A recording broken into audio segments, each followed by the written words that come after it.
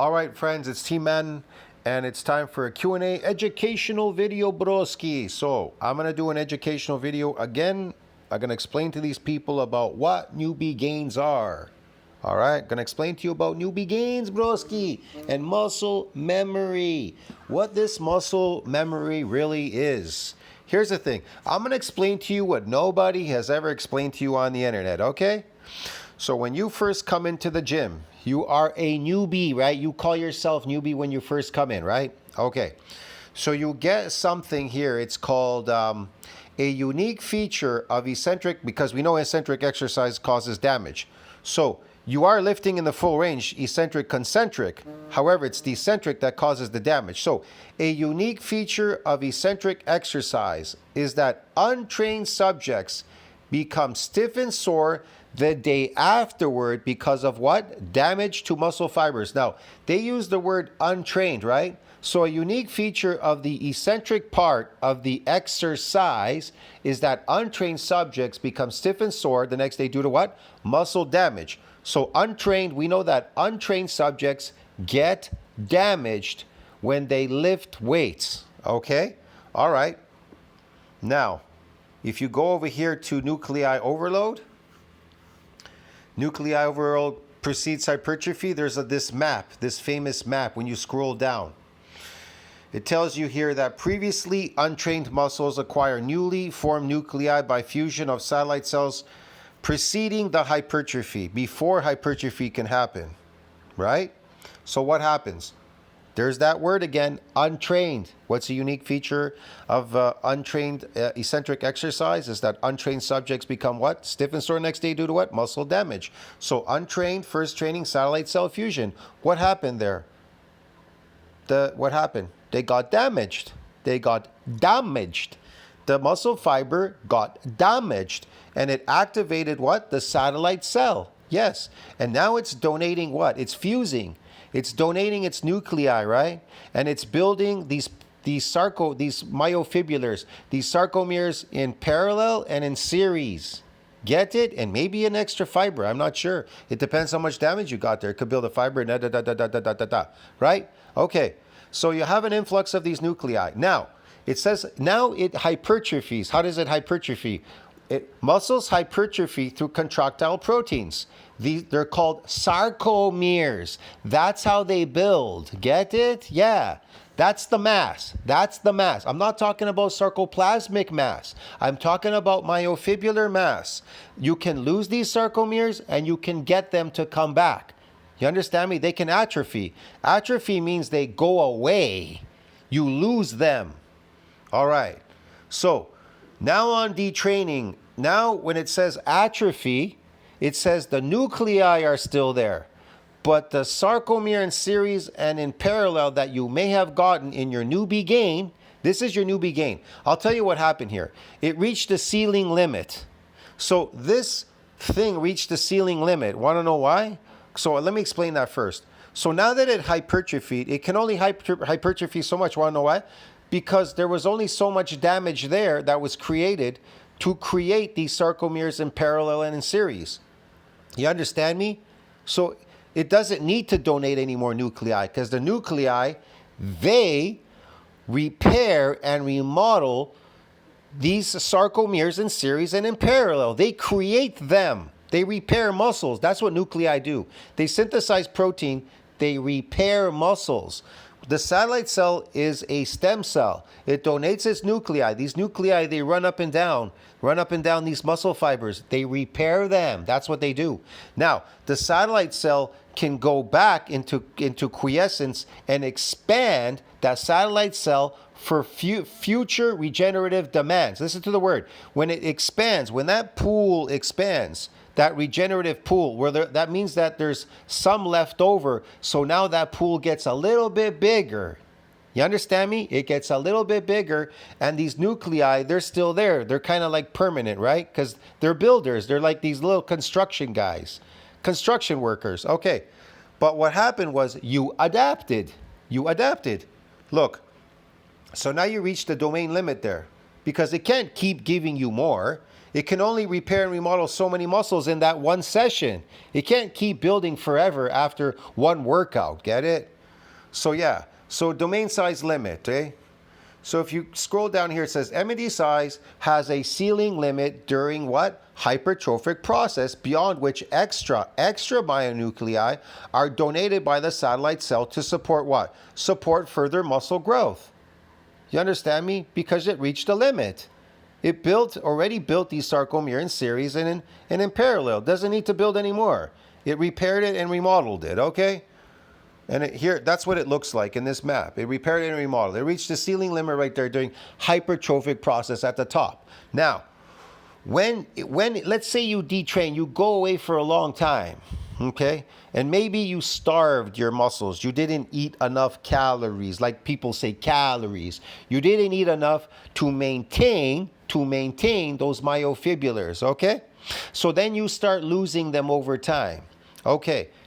But you didn't get any more because these are just newbie gains, okay? Because you adapted to your exercises because you don't know how to bring back this damage.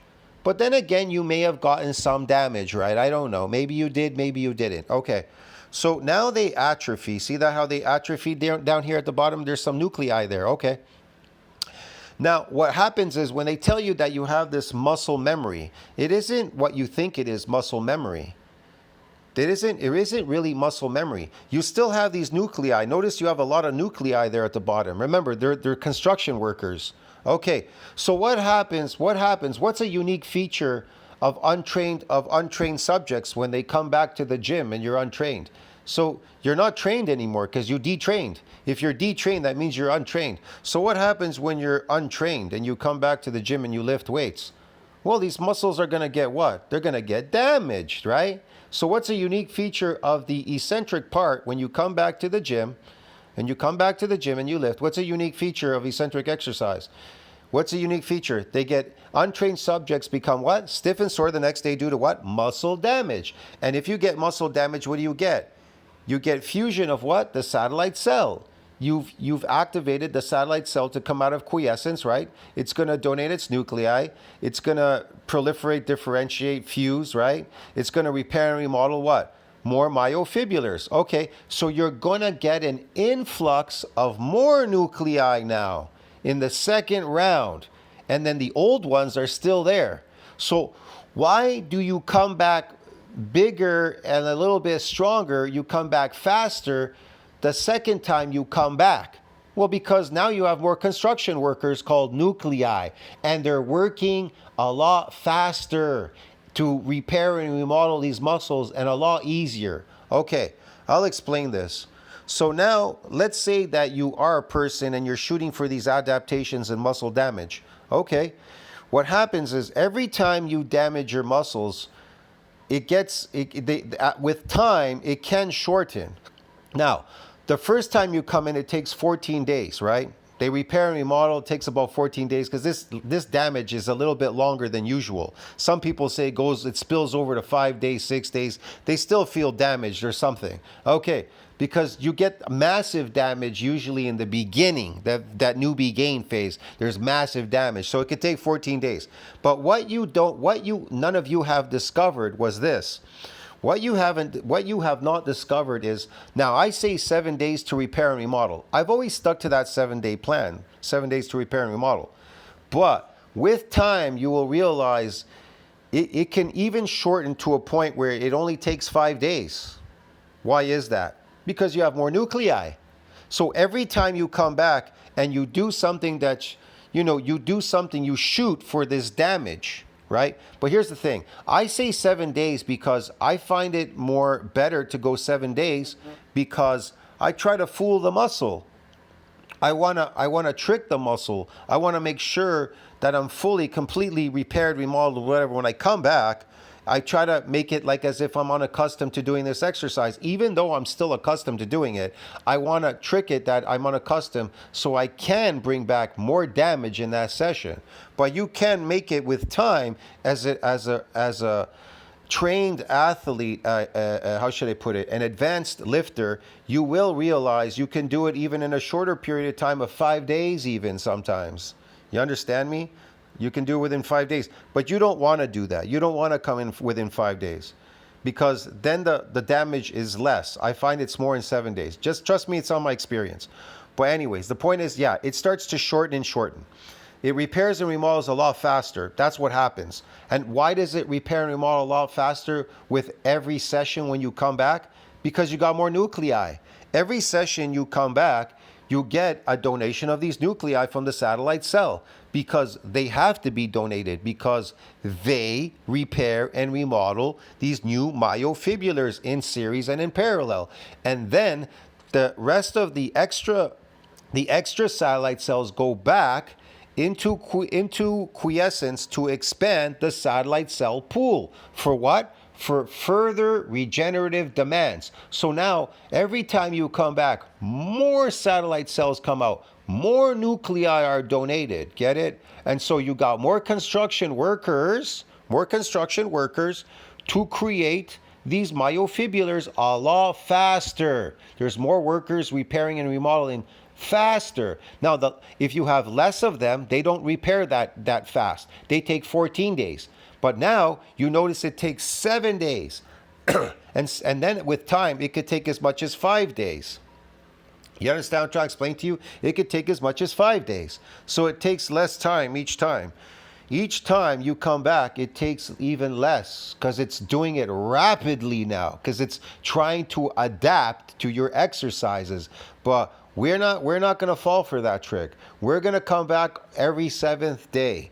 You understand me? We're not going to fall for that trick. We're going to come back every 7th day, regardless of how quickly it can repair and remodel. Because sometimes you will feel that damaging feeling, even though you got massive damage. Sometimes it may only last a day or two. You may notice, you'll go, hey, it's kind of feeling different now. It's only like 1 or 2 days. But because it's repairing and remodeling a lot faster, but you're a more advanced lifter. See, you're a more advanced lifter. It's repairing and remodeling a lot faster. Get it? Because you have more nuclei with every bout when you come back. That's what you're not realizing. See what I mean? I'm talking about people that are bringing back this damage. But I was just trying to explain to you people that are out there, the newbie gain people, you call it newbie gains because you adapted. So you got these so-called new gains and then you adapted. You didn't get any more gains. Get it? Because because you're not getting any more damage.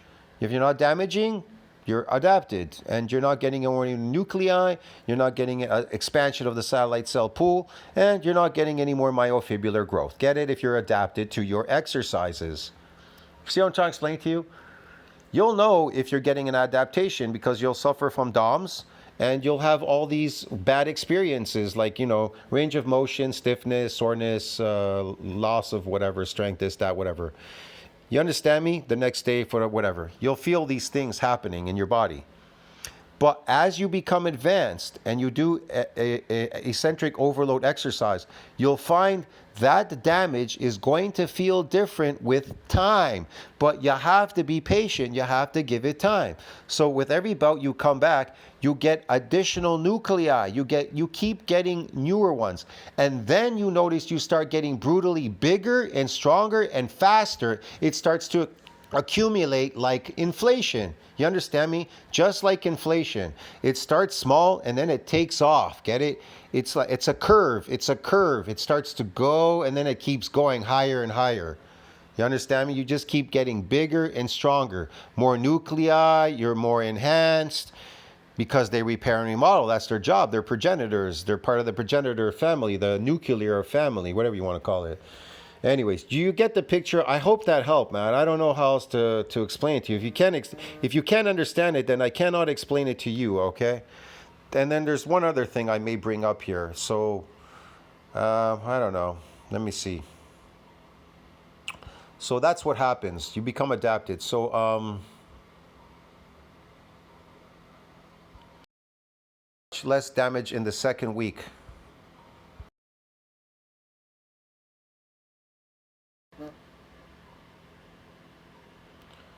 I don't know if I can find it again. Okay, here it is. Yeah, this is from NCBI, but shit, man, they're not bringing it up here. Hold on. Yeah, this is the one, the muscle damage one, right? Let me find it. It's this. Okay, it's from this section right here, muscle damage, whatever. And then you go here. A second period of exercise a week after the first. Listen to this. A week after the first produces much less damage. This is the result of an adaptation process. One proposed mechanism for the adaptation is a what? Is an increase in sarcomere number in muscle fibers. See what I mean? You got some muscle fibers. You got some what? Sarcomere number in muscle fibers. That's how muscles are built. Get it, bro? You understand me? Do you understand? Yeah, I hope you understand that. So all forms of exercise, if carried out vigorously enough, can be painful. But only one form of exercise, eccentric exercise, if we are unaccustomed to it, leaves us stiff and sore the next day. During eccentric exercise, the contracting muscle is forcibly lengthened. One commonly encountered example of eccentric exercise is downhill walking.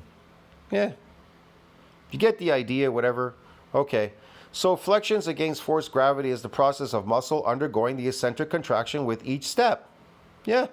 Immediately after the exercise, there is no pain. This sets in several hours late, peaks at 48, though the results from muscle damage produced by eccentric exercise. So an interesting, important feature is that adaptation process. A second bout of eccentric exercise a week after the first leaves us much less stiff and sore. Why is that? The ability of muscle to rapidly adapt to the damage from eccentric exercise to prevent further damage provides the opportunity for a number of clinical adaptations. So what happens in the second bout? Because it produces it's to prevent muscle damage. It builds muscles to prevent you from getting damaged. It protects you with your exercises. That's how you adapt. So you get the picture now. I don't know how else to explain there. I'll talk about this strength thing that people talk about, this phony strength. But it does also you get this additional extra strength as well, this force production strength too in eccentric exercise as well. So give me a second, I gotta find it. Hold on.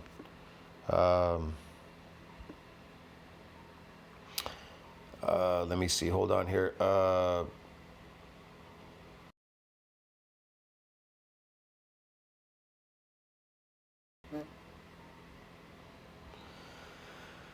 So, myocytic androgen receptor controls the strength, but not the mass of the limb muscles.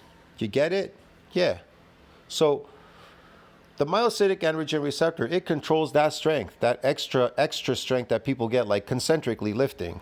But we also get these androgen receptors, they accumulate as well, and you get that too as well, not just the myofibrillar growth. That's why it's such an advanced lifting program, eccentric exercise.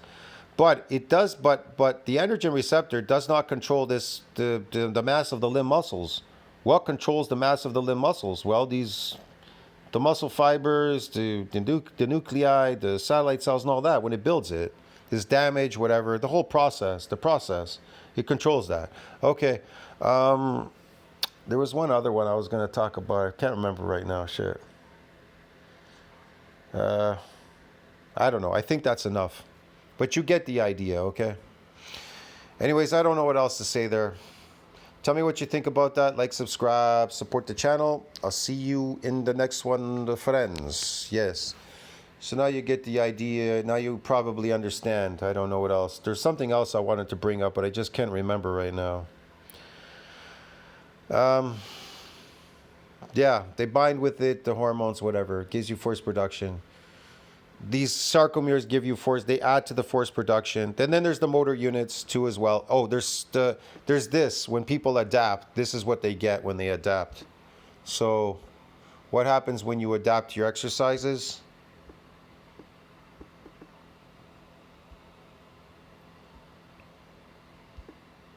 Hold on a second. Yeah, I think it's this one. Yeah. So when you're lifting, right? Let's say. So muscle fiber hypertrophy in response to 6 weeks of high volume resistance training. That's like people coming in the gym, right?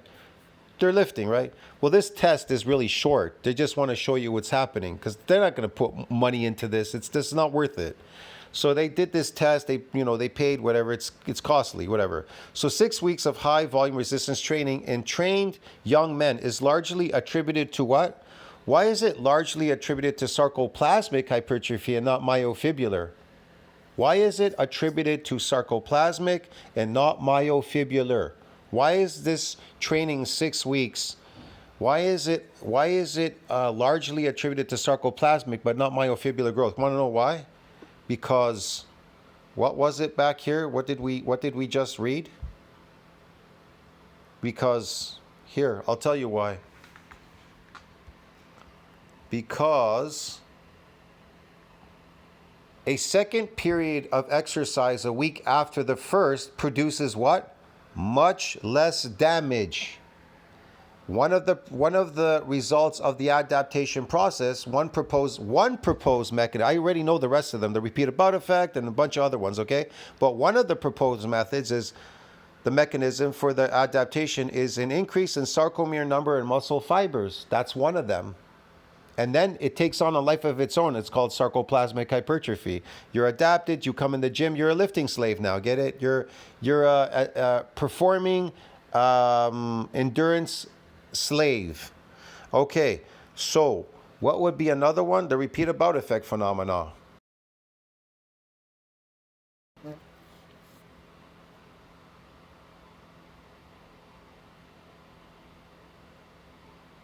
I don't know if I can find it right now. Hold on. Hold on.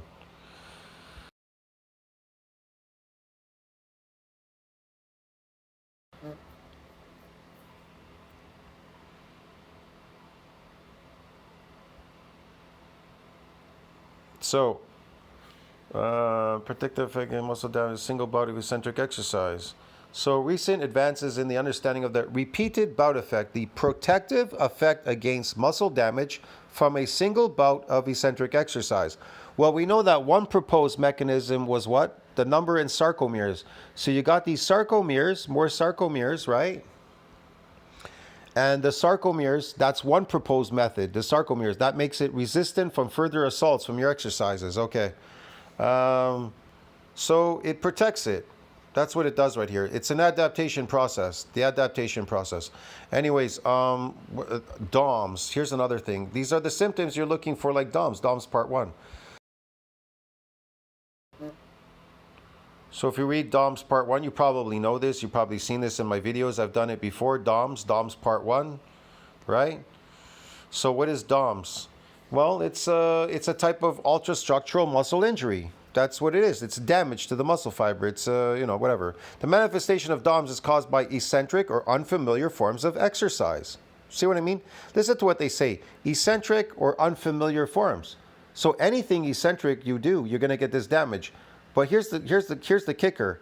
You are doing eccentric exercises coming in the gym now, but you're adapted to your eccentric exercise. See what I'm trying to explain to you? Anyways, the clinical signs include reduced force capacities. These are the signs. Increased painful restriction of movement, stiffness, swelling, and dysfunction of joints. Although DOMS is considered a mild type of micro-damaged injury, it is one of the most common reasons for compromised sportive performance. That's why bodybuilding cannot be a sport. So, in the past few decades, many hypotheses have been developed to explain the etiology of DOMS. Although the exact pathophysiological pathway remains unknown, the primary mechanism is certainly considered to be the ultrastructural damage of muscle cells due to unfamiliar sporting activities or eccentric exercise, which leads to further protein degradation, apoptosis, and local inflammatory response. So you have to get smaller to get bigger. Every time you come back, you get a little bit smaller, but then you get a little bit bigger. But then you get a little bit smaller, then you get even bigger. So with every time you come back, and you do get this damage to come back, and you keep bringing it back, you get massive with the time. Get it?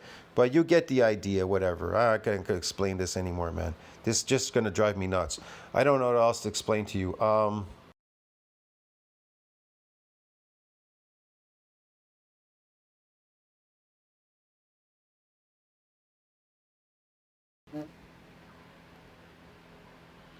Yes, an increase in sarcomeres, the basic contractile units of muscle, can help prevent muscle damage. See that?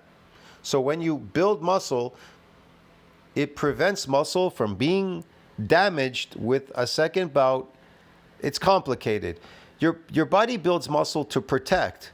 Protect it from what? From building any more muscle and getting injured. It protects you from getting injured, but it protects you from building any more muscle. So you have to figure out how to build more muscle. Get it? You understand what I'm trying to explain to you? It says particularly during eccentric contractions, by allowing muscles to function at a wider range of lengths and reducing the strain on individual sarcomeres. It's protecting you. That's the whole point. There's a thing called repeated bout effect, sarcomere genesis. Sarcomeres as a protective mechanism. See, an increase in the number of sarcomeres in series, sarcomere genesis, is a proposed mechanism for the repeated bout effect. The repeated bout effect is the sarcomere genesis. It's the protective effect. The repeated bout effect, what it means is the protection against more damage. And how does it protect? By adapting. How does it adapt? By growing more sarcomeres. When it grows more muscles, it protects muscle from building any more muscle. That's why it's difficult to build muscle. And that's why you have to hit it with heavier loads in the eccentric to damage it, to keep getting it to come back, to build more of it if you want more of it. Does it enhance you when you build more of it? Yes, it does. I just told you that previously already in the video. It's a complicated process, okay? I can't explain everything to you. What else? I wanted to show you something else here, but yeah. You get the gist of it, yeah. It's the protection. You get these sarcomeres and it protects you. That's its job. That's what it does, man. Anyways, I don't know what else to say there. I was thinking of something else, but I can't remember right now, man. There's so many things I could show you, but anyways, I think that's enough for now. I'll see you in the next video. Tell us what you think about that. Like, subscribe, support the channel. I'll see you in the next video, broski. Ciao, man.